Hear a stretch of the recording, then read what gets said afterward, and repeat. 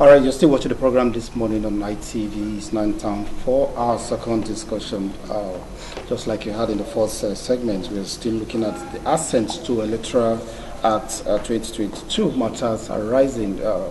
On Friday, we saw the President signing the Electoral Bill, though, like it was expected, we saw the President asking the National Assembly to amend one of the clauses on political office holders who have to resign before contesting elections. So in this segment, we shall be looking at the observations of the civil society, because if you remember last Monday, there was a protest here in the FCT. Tuesday, yes, Tuesday, if the President did not sign that bill.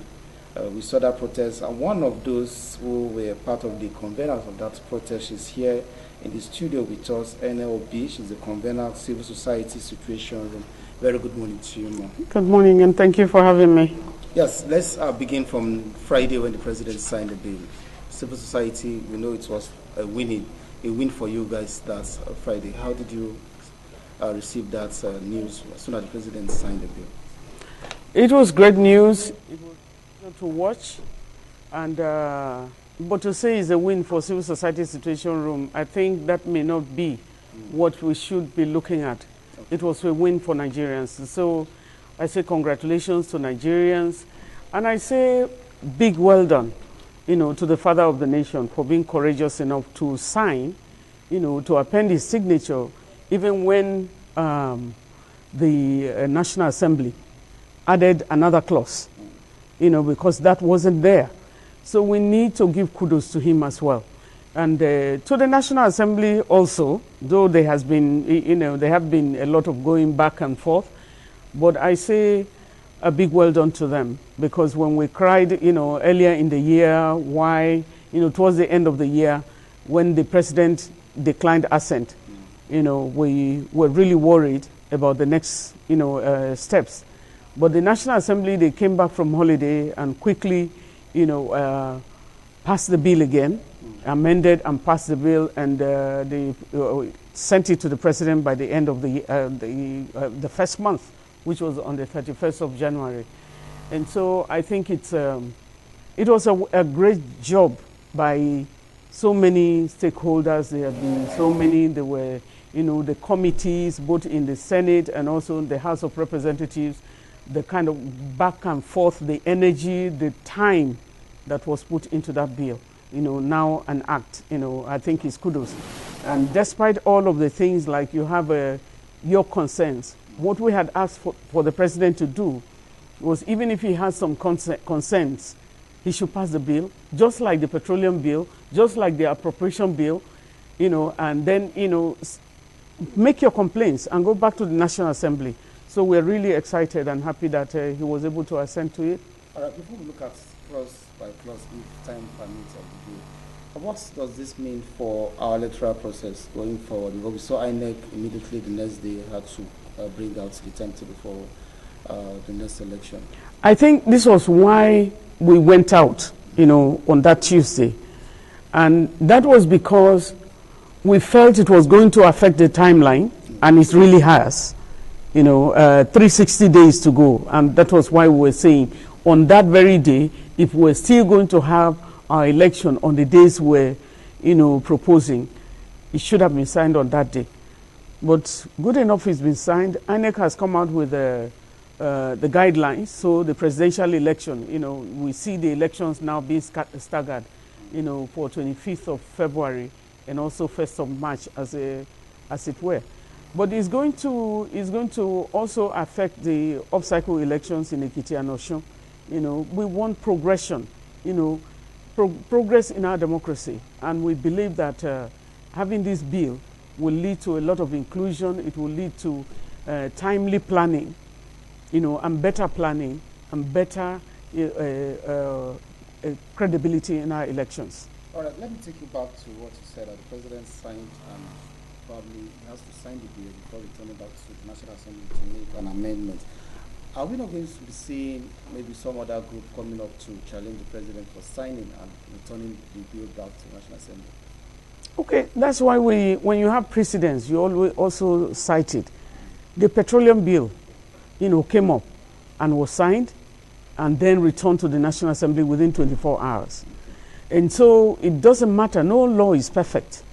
The Constitution is not, if there is a perfect Constitution, we won't be talking of, bills and also amendments. Even the Constitutions are amended. So we cannot foreclose that some people will not come out and say we have concerns about one thing or the other. And so it's for us to continue to look at some of the things that is going on. Law is never at a standstill. So when there are concerns by citizens, it is for you, therefore, to look at so many things and then work on the side of the citizens. And that's why if we are aggrieved by anything, we try as much as we can, to bring it on board. Okay, let's look at the clause, the particular clause that the President is asking for amendment. That's the clause 8C4. That's subsection 12. Subsection 12 that states that anyone holding political office, ministers, commissioners, special advisors, others must relinquish the position before they can be eligible to participate in the electoral process. Was this not the same process we were observing before? What's the difference? That's what, when you look at things being inserted now, you begin to wonder whether these things were not there before. If you are going to, go into elective positions, most of the time it has always been you have to leave the position so that you don't put the position in jeopardy. Because if you should be non-partisan, if you're a public office holder, to be able to look at the decisions that you make, that it doesn't take sides with any party. And that's why those ones are encouraged. But as it comes, let them discuss it in the National Assembly. If there are concerns by who, the earlier concerns were that of governors and so on, and now we are looking at new things emerging, so many things emerging. I think our worry is the electronic verification and the electronic transmission of results. Those are some of the key things. So it will continue to emerge that you have some concerns and it will come out. But they will have to deal with it as it comes. And it is not strange that he assented to it and then it's going to be discussed again. Let me take you to another clause because of time. We might just rush it. That parties conduct primaries and submit. Okay, I think we're looking at the declaration of results under duress. Now, how do you define results that are declared under duress? For instance, we know results are collated at polling units, award units, local governments, states before sending to the federal. At what level can the result be contested if it is declared under duress? Is it at the polling unit level? How do we reconcile this very clause?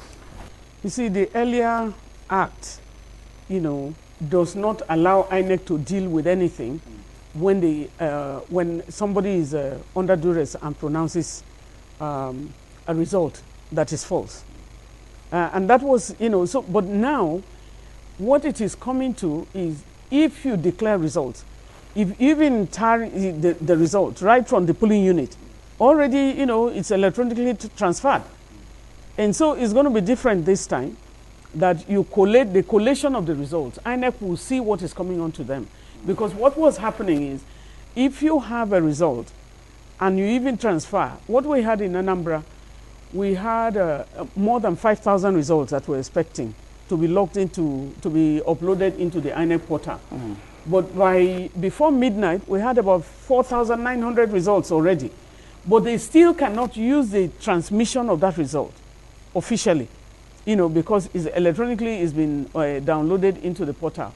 But what is happening now with this new law is that you can now transmit an INEC, you can view it from the portal, the results that you already have. So if there are results that are under duress, by the time you tally it, it will not go in accordance, with the results. The results will alter. It will show alteration, and it can easily be tracked from which polling unit that is happening or from which local government that is happening, because before the end of the tallying of the result, yes, in each of the local government headquarters, INEC would have all the results already. So if you falsify any result, it will be seen. So what should we be expecting from INEC now that this bill has been sent to us as we wrap up this discussion? I think it's for all citizens, to hold their people accountable. You are the voters. We need to make use of the continuous voter registration exercise. We need to be able to, follow up and make sure that we are counted. One vote, one count. That's the whole idea. And that is what the beavers will take us to. And so we are hoping and watching and concluding that we will have a better and more credible election as we move ahead. You talked about the beavers, and that takes me back to the last election, the area council elections. Yeah. Like the provision where there's a make provision for people with disabilities and special needs. Mm-hmm. That was not captured in the beavers. For instance, those who have issues of thumb printing. We saw, like one of the polling units I was opportune to cover, someone who needed to vote, and the polling box is very high. She needed somebody to now take her card and insert it. And these are some of the provisions that we expect that should be probably listed out for persons with disabilities. So how is this bill going to help their own electoral process? I think this has to do with the guidelines by INEC. It's INEC that is charged with conducting the election. We, of course, saw that in the polling units as well. The guidelines states that you give preference. There is a priority line, which was issued by INEC. It was used in, during, the FCT election and during Anambra as well. But what we're hoping to is that, INEC, we already made our reports to INEC. We're giving them the official report to tell them, because those who are on the floor, they cannot, the polling cubicle is too high for them, and we are asking, and INEC is also asking for data.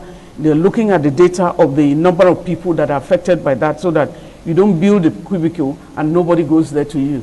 And so we are following up with the complaints of people with disability, and we hope, and also magnifying glasses for people with albinism, so we are following up on some of the things. But I think the improvement is that that priority line, now women who are having nursing mothers are put on priority line, pregnant women and old women and men, the aged are also catered for. And we hope that this will lead to improvement of people's involvement and inclusiveness in the electoral process. Well, I must thank you so much for your time. We Thank have to rush this segment.